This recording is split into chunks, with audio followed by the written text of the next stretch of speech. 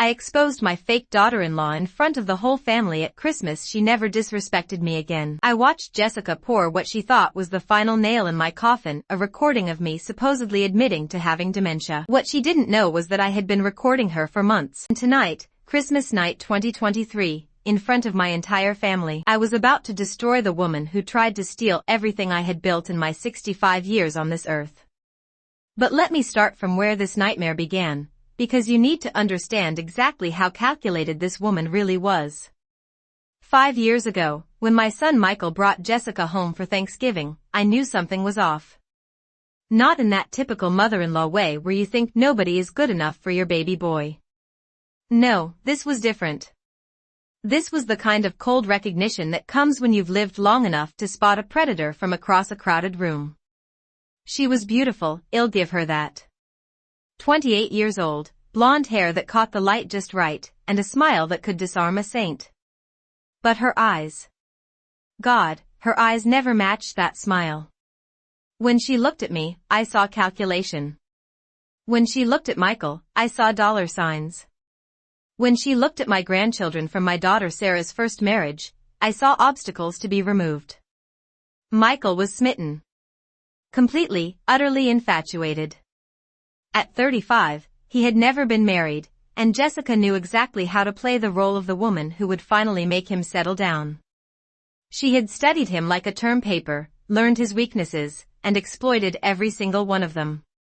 The first red flag came during that very first dinner. Michael mentioned casually that I had established a family trust years ago, something I had done to protect our assets and ensure my grandchildren's education was secured.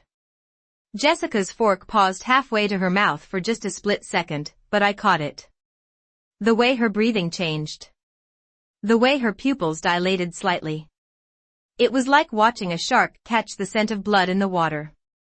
Within 6 months, she had convinced Michael to propose.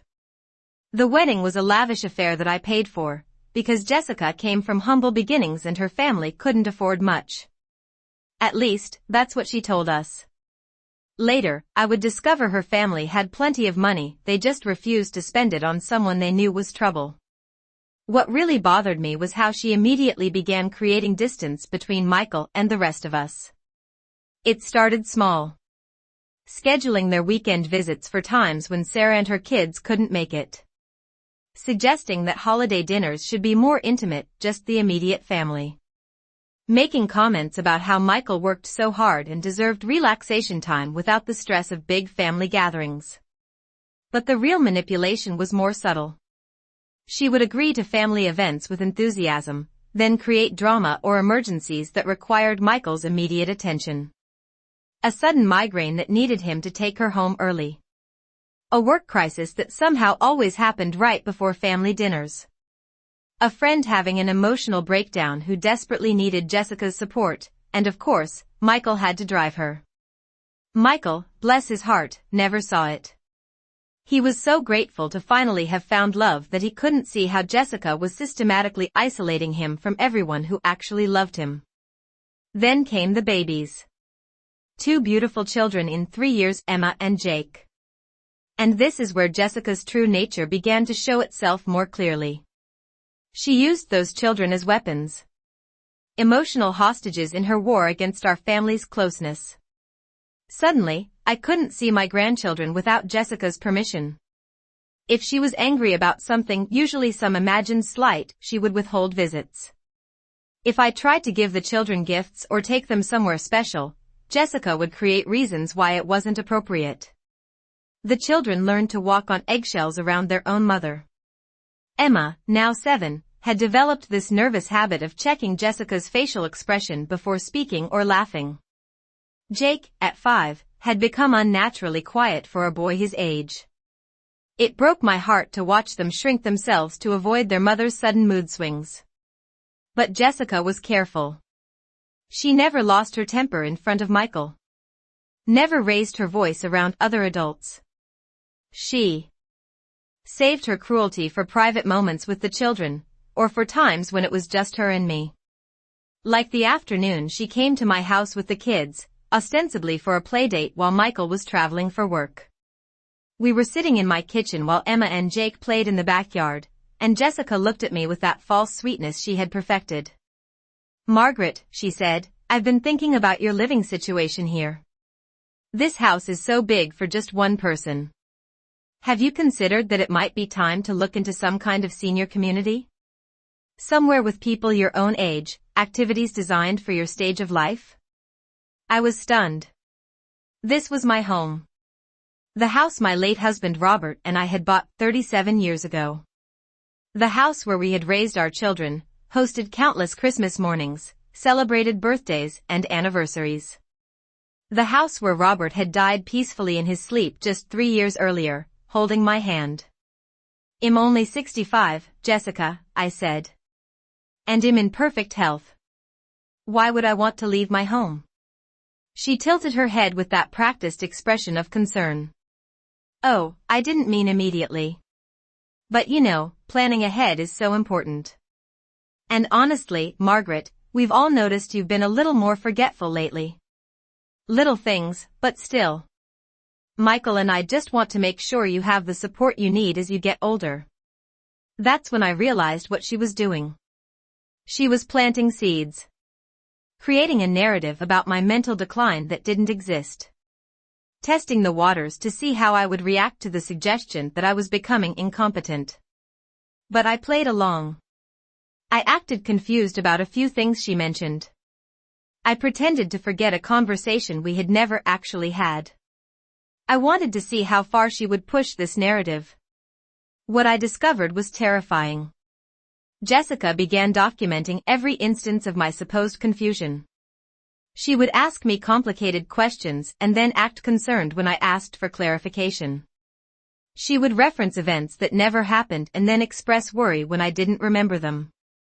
She even started bringing witnesses, carefully chosen friends who didn't know our family well, to observe these interactions.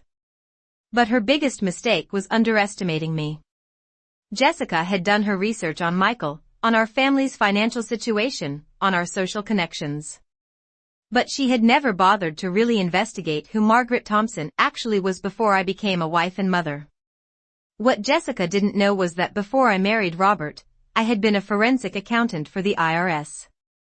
I had specialized in uncovering financial fraud, following paper trails that others missed, building airtight cases against people who thought they were smarter than the system. I had a talent for seeing patterns that others overlooked, for connecting dots that seemed completely unrelated. And I had spent the last 2 years quietly investigating Jessica. The first thing I discovered was that her charity work, the reason she gave for not having a traditional job, was completely fabricated. The Children's Hope Foundation that she claimed to run? It existed on paper, received donations, but somehow never seemed to actually help any children. The money went into administrative costs that basically meant Jessica paid herself a salary for doing nothing. But that was just the beginning. The more I dug, the more I found. Jessica had done this before. Not marriage, this was her first time trying the long-term manipulation strategy, but smaller cons. She had convinced elderly neighbors to loan her money for fake emergencies. She had created emotional crises to extract cash from well-meaning friends. She had even scammed her way into credit cards using her grandmother's information. The woman my son had married was a professional manipulator, and I was her biggest target. But what really made my blood run cold was what I found in the deleted files of her computer. Jessica had made a mistake several months earlier, asking to use my laptop when hers was being repaired. What she didn't know was that my computer automatically backed up any device connected to it, a security feature I had installed years ago and forgotten about. In those deleted files, I found her real plan. Text messages to friends bragging about how easy it was to manipulate an old woman and her son. Voice memos where she practiced fake crying to use on Michael. And most damning of all, a detailed timeline for getting me declared mentally incompetent so she could gain control of the family trust. The plan was elegant in its cruelty. Jessica would continue documenting my supposed cognitive decline while simultaneously working to isolate me from anyone who might contradict her narrative. She would convince Michael that I needed professional help, probably starting with therapy for depression after Robert's death. The therapy would conveniently diagnose early-stage dementia or Alzheimer's. Michael, out of love and concern, would agree to have me declared legally incompetent, with Jessica and him taking over my affairs. Once they had control of the trust, Jessica planned to sell my house, the house where I had built my life, and use the money to fund their new life in Europe. The children's education fund? That would become their vacation money. My small but meaningful estate? Gone. And me? I would be placed in the cheapest nursing home they could find, probably told that it was what I had requested in one of my lucid moments. But Jessica had made one crucial miscalculation. She assumed that because I was older, I was helpless. She assumed that because I loved my son, I wouldn't fight back. She assumed that because I had played the role of the devoted wife and mother for 40 years, I had forgotten how to be anything else. She was wrong. The recording she thought would be my downfall had been my idea. I had let her catch me on tape supposedly admitting to confusion and memory problems, creating the evidence she thought she needed for her plan. But what Jessica didn't know was that I had been recording her for months. Every cruel comment to my grandchildren that she thought I couldn't hear. Every phone call where she mocked my deceased husband and made jokes about my supposed dementia. Every conversation where she planned my destruction. I had enough evidence to destroy her completely. But I wanted to do it right. I wanted to do it in a way that would protect Michael and the children, expose Jessica for who she really was, and ensure that she could never hurt anyone else the way she had hurt us. So I planned Christmas dinner 2023 very carefully. I invited everyone. Sarah and her family. Michael's sister Lisa and her husband. Our cousins from both sides. Even some family friends who had known us for decades. I told everyone I had a special announcement to make, something important I needed to share with the whole family. Jessica was excited. She thought she was about to witness my final humiliation, the moment when I would reveal my mental decline to everyone who mattered to me, setting the stage for her to step in as my caretaker. She had no idea that I was about to serve her the most devastating Christmas dinner of her life. We gathered in my dining room, the same room where Robert and I had hosted Christmas dinner for 37 years. The table was set with my grandmother's china, the good silverware that only came out for special occasions, and candles that cast a warm glow over everyone's faces. Jessica sat across from me, beautiful as always, her hand resting possessively on Michael's arm. She kept catching my eye and giving me these little encouraging nods, as if she was supporting an elderly woman about to make a difficult confession. After we finished the main course, I stood up and tapped my wine glass with my spoon. I have something important I need to share with all of you, I said. Something about the future of our family that I think everyone needs to hear. The room went quiet. Jessica leaned forward slightly, her eyes bright with anticipation. But before I share that, I continued, I think it's important that everyone understand exactly what kind of people we really are when we think nobody is watching. And then I pressed play on the small device I had hidden under my napkin. Jessica's voice filled the room, crystal clear and unmistakably cruel. Once the old bat is in a home, well, sell her house and take the kids to Europe. Michael's so wrapped around my finger he'll sign anything I put in front of him. The trust money will set us up for life. The silence that followed was deafening. I watched the color drain from Jessica's face as her own words echoed in the room where my family had gathered to celebrate Christmas. But that was just the first recording. The next one was Jessica talking to her friend about my grandchildren. The little brats are so annoying, always wanting attention. And Jake has some kind of learning disability that's going to cost a fortune. Good thing he won't be my problem much longer. Then came the recording where she mocked my deceased husband. Robert was such a pushover. No wonder Margaret's so pathetic, she's used to being taken care of by weak men. At least she'll die soon and we can get this whole thing over with. With each recording, I watched my family's faces change. Shock. Horror. Disgust. Michael looked like he was going to be sick. Sarah was crying. Even the children could sense that something terrible was happening. Jessica tried to salvage the situation. "Those recordings are fake," she said, her voice shaking. "Margaret has been acting strange lately. This is exactly what I've been worried about. She's having some kind of breakdown." That's when I played the final recording.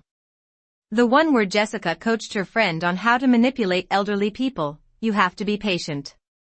Make them think they're losing their minds gradually. Record everything, but edit it so it sounds worse than it is. The key is making their own family turn against them." The room exploded. Michael jumped up from his chair, his face red with rage. Sarah started shouting.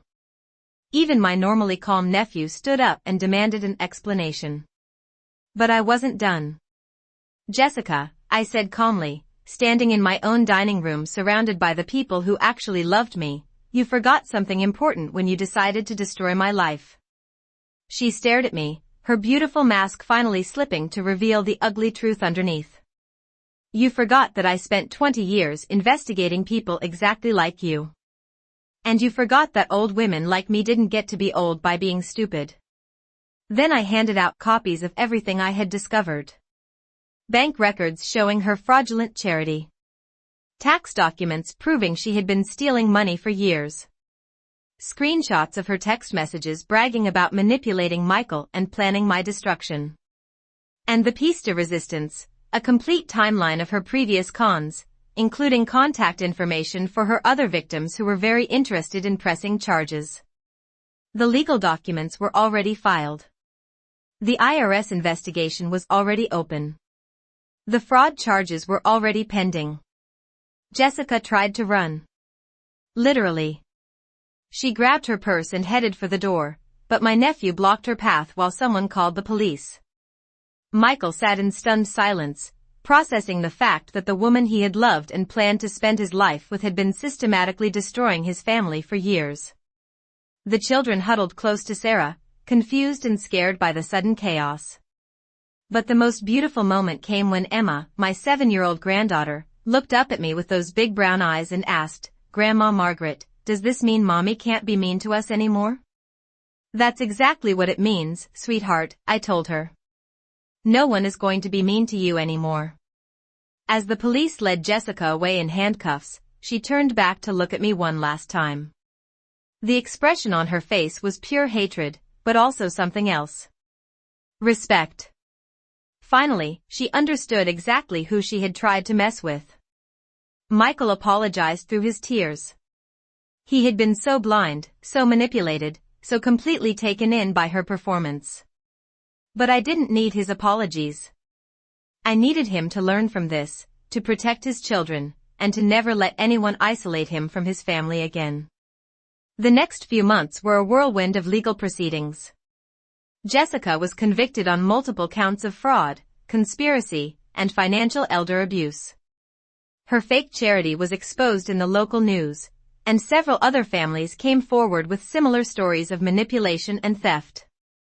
The children began therapy to deal with the trauma of living with an emotionally abusive mother. Emma started laughing more. Jake began talking again. They spent weekends at my house, playing in the backyard where they could be loud and messy and completely themselves without fear. Michael moved back into his old room temporarily while he figured out his next steps.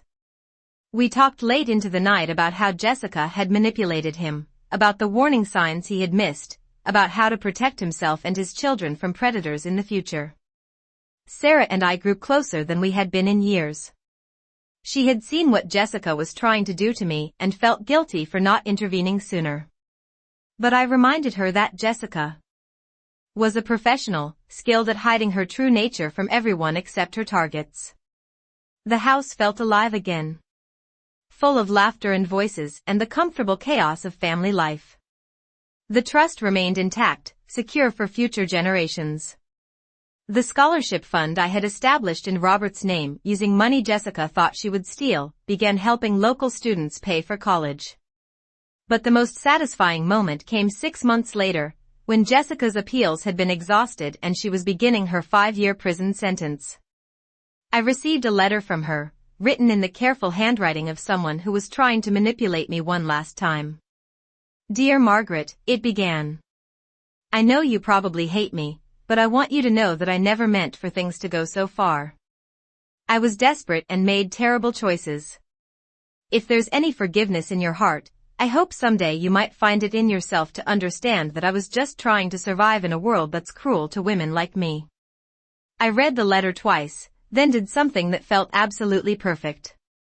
I forwarded it to the 3 other families Jessica had conned, along with copies of similar letters she had sent to them.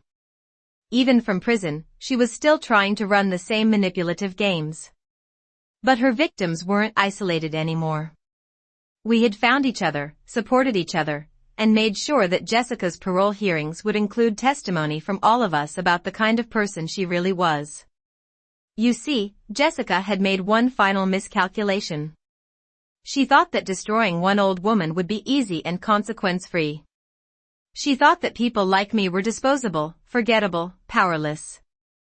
What she didn't understand was that people like me, women who have raised children and buried husbands and built lives and survived decades of challenges, are not easily destroyed. We are not helpless. We are not forgotten. We are dangerous. Because we have nothing left to lose and everything left to protect. Because we know exactly how much damage a truly motivated woman can do when she stops playing by everyone else's rules. Jessica learned that lesson too late. But she learned it completely. And every time I look at Emma and Jake playing happily in my backyard, every time I see Michael building a healthier, more honest life for himself, every time I receive a thank you letter from a college student who received a scholarship from Robert's Memorial Fund, I remember that sometimes the best revenge is simply living well and protecting the people you love. But sometimes, just sometimes, the best revenge is being smarter, more prepared, and more ruthless than the person who tried to destroy you. Jessica thought she was going to ruin Christmas dinner 2023 for the Thompson family. Instead, she gave us the best Christmas gift we ever received, the truth. And the absolute proof that no one messes with this family and walks away unscathed.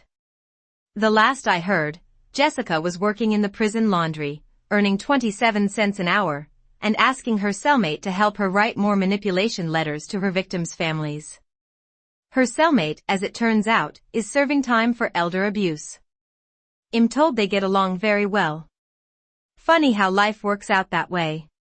But let me tell you more about those months leading up to Christmas dinner, because understanding the full scope of Jessica's manipulation will help you appreciate just how satisfying her downfall really was. You see, Jessica wasn't just stealing money and planning to have me declared incompetent. She was systematically destroying every relationship I had built over 65 years of life. It was psychological warfare on a level that most people can't even imagine. She started with my oldest friendships. Women I had known for decades suddenly began receiving concerned phone calls from Jessica. Margaret seemed so confused lately, she would tell them. Yesterday she called me by the wrong name 3 times, and she keeps forgetting conversations we just had. Michael and I are so worried about her. My friend Dorothy, who had been my neighbor for 28 years, started treating me like I was made of glass. She would speak slowly and clearly, as if I couldn't understand normal conversation. When I mentioned this strange behavior to Jessica, she looked so sympathetic. Oh Margaret, she said, I think Dorothy is just getting older too. You know how elderly people can become impatient with each other. Maybe it would be better if you didn't spend so much time with friends who make you feel bad about yourself. It took me weeks to realize that Jessica was poisoning my relationships on both ends. She was telling my friends I was losing my mind, and then telling me that my friends were becoming mean and judgmental. The isolation was so gradual, so expertly crafted, that I almost didn't notice it happening. But the children. God, what she was doing to Emma and Jake was heartbreaking beyond words. Jessica had turned parenting into a performance for Michael's benefit. When he was around, she was the picture of maternal devotion. Patient with tantrums, creative with activities, nurturing and warm. But the moment Michael left for work or went on business trips, Jessica became a completely different person.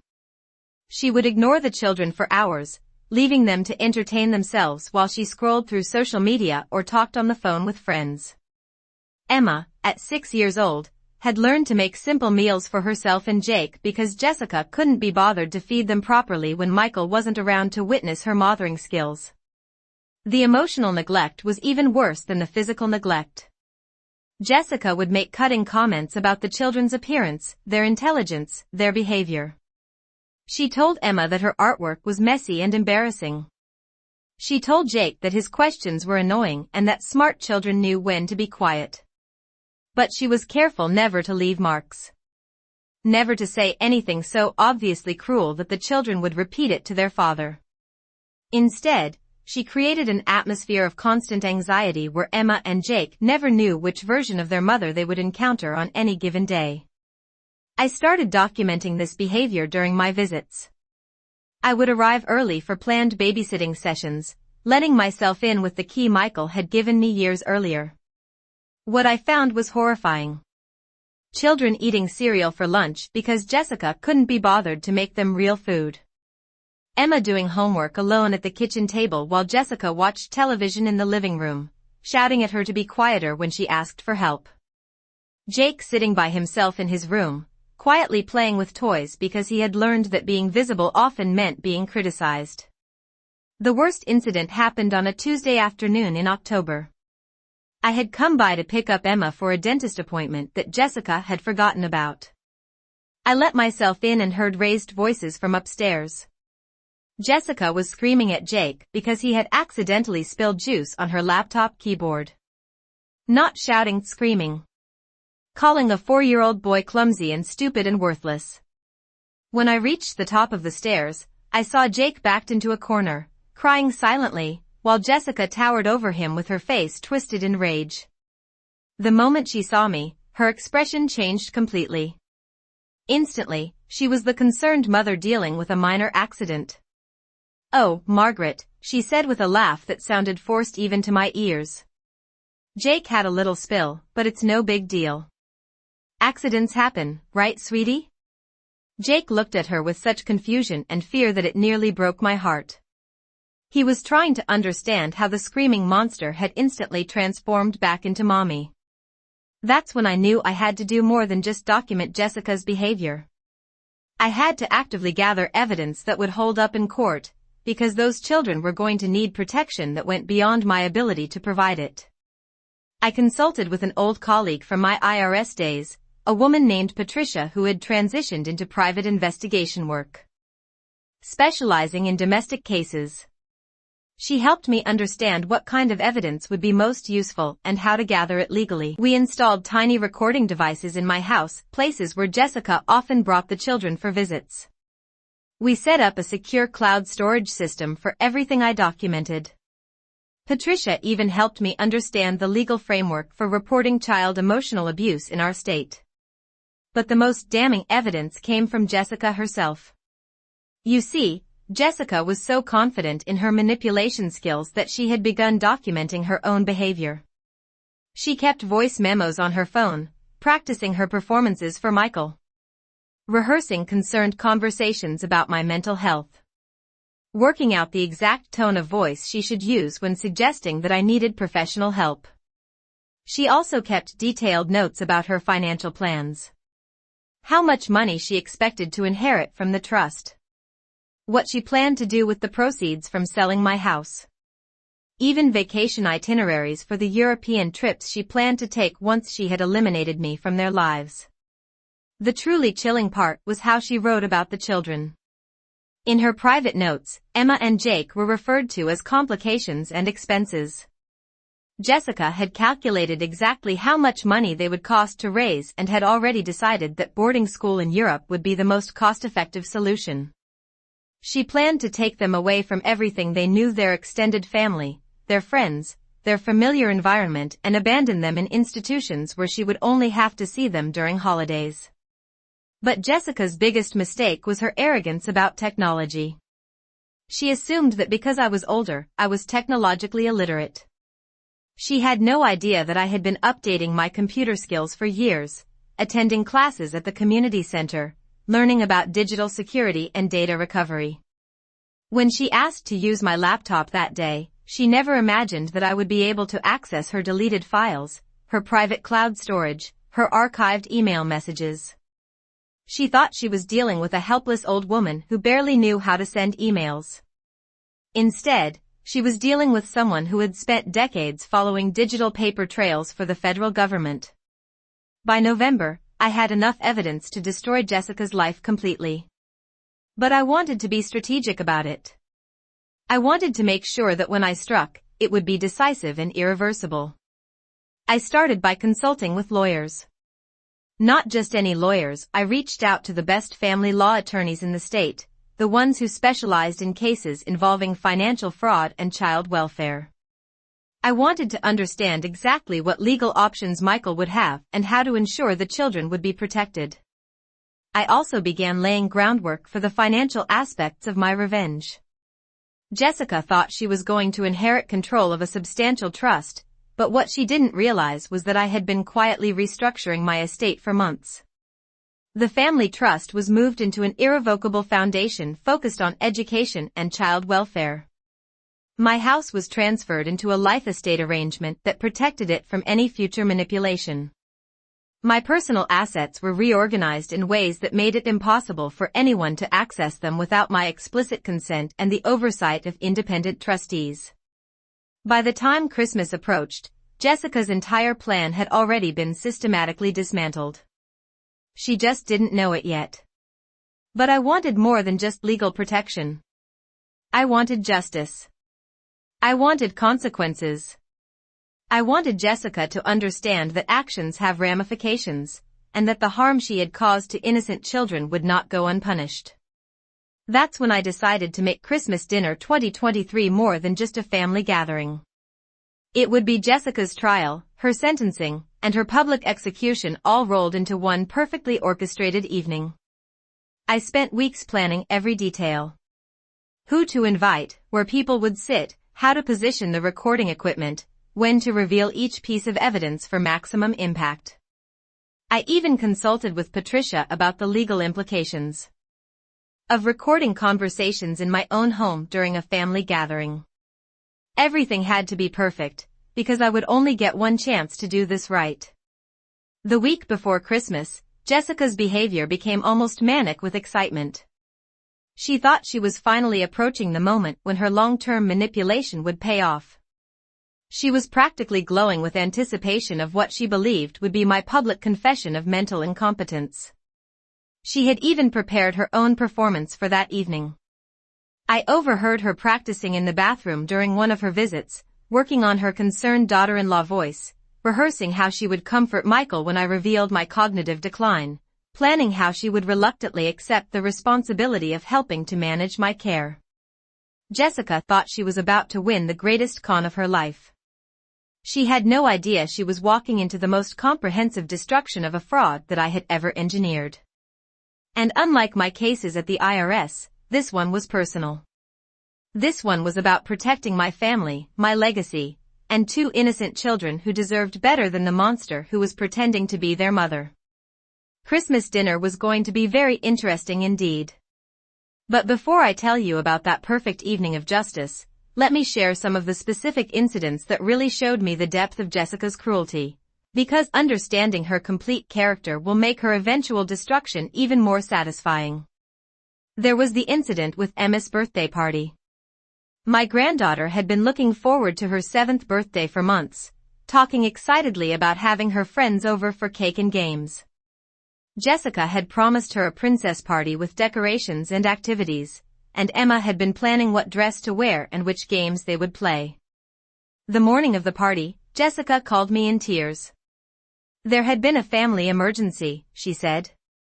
Her grandmother was in the hospital and she needed to drive to Philadelphia immediately. Could I possibly take care of the party for Emma? She was so sorry, but family comes first, and she knew I would understand. Of course I agreed. I spent the entire morning frantically shopping for decorations, party supplies, and a cake. I called the other parents to make sure they knew the party was still happening. I transformed my backyard into a princess wonderland with streamers, balloons, and fairy lights. Emma was disappointed that her mother wasn't there, but she tried to be brave about it. The party was a success. 8 little girls running around in princess dresses, playing games, eating cake, and laughing until their sides hurt. Emma glowed with happiness, and for a few hours, she got to be a normal 7-year-old celebrating her special day. But when Michael came to pick up the children that evening, Jessica was with him. No hospital visit. No family emergency. She looked perfectly relaxed and refreshed, like she had spent the day at a spa. I asked about her grandmother, and Jessica looked confused for a moment before remembering her lie.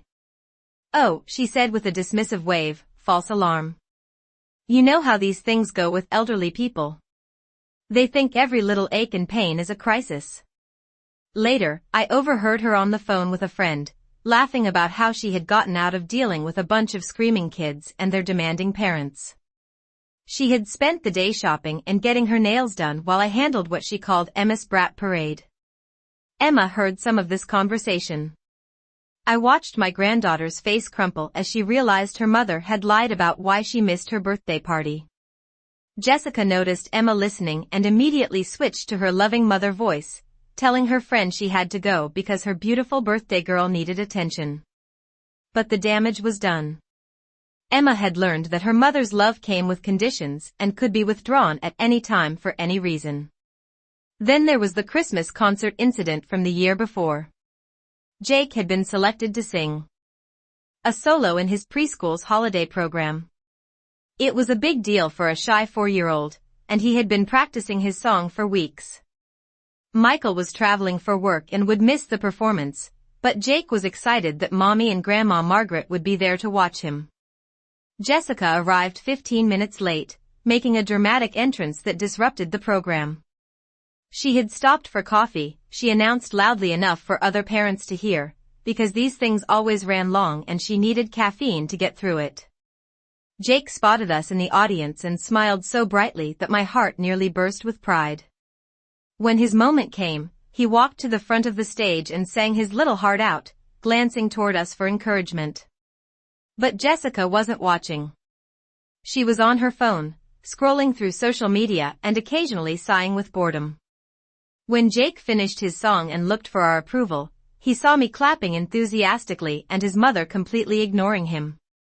After the program, Jake ran to us with excitement, asking if we had heard his solo. I hugged him and told him he was the best singer in the whole world. Jessica barely looked up from her phone. "Very nice, sweetie," she said in the tone you would use to acknowledge a mildly interesting piece of trivia. "Now can we go? This place smells like glue and disinfectant." I watched my grandson's face fall. He had been so proud, so excited to perform for us, and his mother had treated his moment of triumph like an inconvenience to be endured. But perhaps the most revealing incident happened during Jake's evaluation for speech therapy. He had been having some trouble with certain sounds, and his preschool teacher had recommended having him assessed by a specialist. Michael couldn't take time off work for the appointment, so Jessica asked me to come with her for moral support. She was so worried about Jake, she said, and it would mean so much to have his grandmother there for such an important evaluation. The speech therapist was wonderful, a patient woman named Dr. Rodriguez who specialized in working with young children.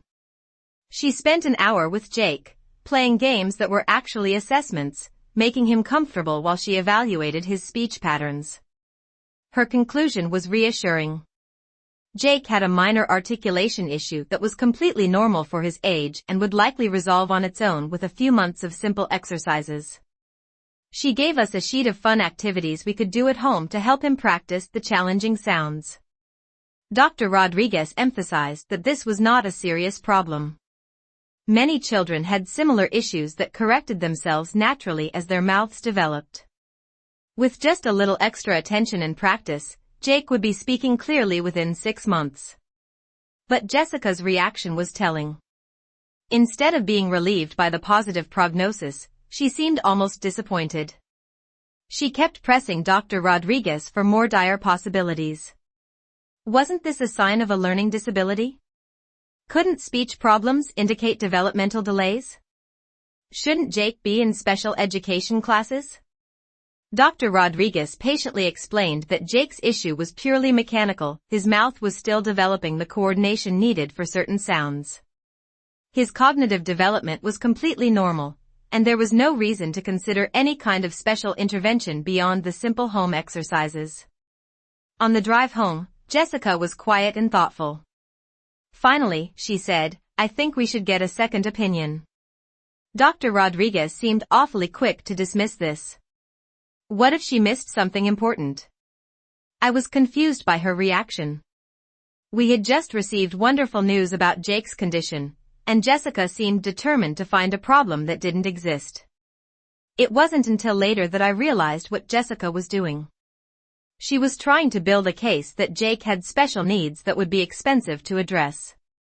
Special needs that would justify the kind of residential school placement she was already planning for both children. If she could get Jake labeled with developmental delays, she would have a convenient excuse for sending him away. And Emma could follow her brother to boarding school because siblings should stay together, of course. Jessica wasn't looking for help for Jake. She was looking for a way to eliminate both children from her life while appearing to be a concerned mother making difficult but necessary decisions. This realization made me sick to my stomach. These children were not burdens to be managed or obstacles to be removed. They were innocent little people who deserved to be loved and protected and nurtured. But to Jessica, they were simply inconveniences standing between her and the lifestyle she felt she deserved. That's when I began recording our conversations more systematically. I started carrying a small digital recorder in my purse, activated whenever Jessica and I were alone together. What I captured was even worse than I had imagined. Jessica would call me to vent about Michael and the children, apparently viewing me as a safe audience for her real thoughts. She complained about how much money the children cost, how their needs interfered with her social life, how exhausting it was to maintain her performance as a loving mother. In one particularly damning recording, she talked about her long-term plans with shocking clarity. She was going to convince Michael that I needed professional care, which would give her access to the family finances. She would then use that money to establish herself and Michael in a new life in Europe, with the children conveniently placed in boarding institutions where they would be someone else's responsibility. She had even researched specific schools, places that specialized in taking difficult children whose parents were too busy to handle them personally. The cost would be paid from my estate, which she would control as my guardian. But the most chilling recording came in November, just weeks before Christmas. Jessica called me late one evening, ostensibly to check on my well-being, but really to probe for signs of the mental decline she was trying to create. She started by asking me about conversations we had supposedly had that never actually occurred. When I told her I didn't remember discussing those topics, she expressed concern about my memory. She suggested that I might want to see a doctor about these lapses, perhaps someone who specialized in age-related cognitive issues. Then she began talking about my future in a way that made my blood run cold. She painted a picture of inevitable decline, of increasing confusion and inability to care for myself. She described care facilities that specialized in patients with dementia, places where I would be safe and comfortable while receiving professional attention. But what really revealed her true nature was what she said next. She talked about how lucky I was to have family who would make sure I was properly cared for, even if that meant making difficult decisions about my independence. She mentioned how important it was to plan ahead for these situations, to make sure all the legal and financial arrangements were in place. She was essentially telling me that my imprisonment was inevitable and that I should be grateful for the cage she was building around me. That conversation was the final catalyst for my decision to destroy Jessica completely. She wasn't just planning to steal my money or control my property. She was planning to erase me as a person, to reduce me to a manageable problem that could be warehoused out of sight while she enjoyed the fruits of my life's work. But Jessica had made a crucial miscalculation. She assumed that because I was older, I was weak. She assumed that because I had been a devoted wife and mother, I didn't know how to fight back. She assumed that because I loved Michael and the children, I would allow myself to be sacrificed for their convenience. She was wrong on every count. I wasn't weak, I was strategic. I wasn't helpless, I was experienced in exactly the kind of systematic investigation and evidence gathering that would be needed to expose her completely. And I wasn't going to sacrifice myself or my grandchildren for the comfort of a woman who viewed us all as obstacles to her personal ambitions. The week before Christmas, I made my final preparations. All the evidence was organized and ready for presentation. The legal documents were filed and waiting for activation. The financial protections were in place and irrevocable. Jessica thought she was walking into a family dinner where she would finally achieve her long-term goals. Instead, she was walking into the most thorough and devastating exposure of fraud that I had ever constructed in my 20 years as a forensic accountant. And unlike my professional cases, this one would have deeply personal consequences for someone who had threatened the people I loved most in the world. Christmas dinner 2023 was going to be Jessica's final performance as a member of our family. After that evening, she would discover exactly what happens when you underestimate a woman who has spent her entire life protecting the people she loves.